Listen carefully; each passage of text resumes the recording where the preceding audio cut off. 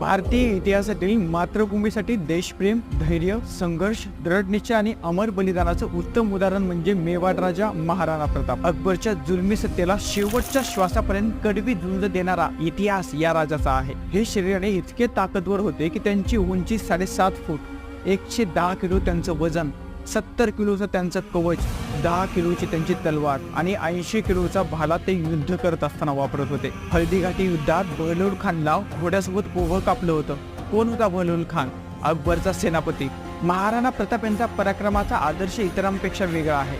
अत्यंत कठीण परिस्थितीत ते लढले तरीही त्यांनी शरणागती पत्करली नाही. अकबरने महाराणा प्रताप सिंह यांना पत्र पाठवून कळवले की राजे, तुम्ही जर तुमचे राज्य आमच्या साम्राज्यात विलीन करत असाल तर अर्ध्या हिंदुस्थानचे तुम्हाला राजा करतो. पण या राजाने स्पष्ट नकार दिला आणि सांगितले की ही मान कटेल परंतु तुझ्या जुलमी सत्तेपुढे कधीही झुकणार नाही. पुढील व्हिडिओ कोणत्या राजाबद्दल हवा आहे ते कमेंट करा.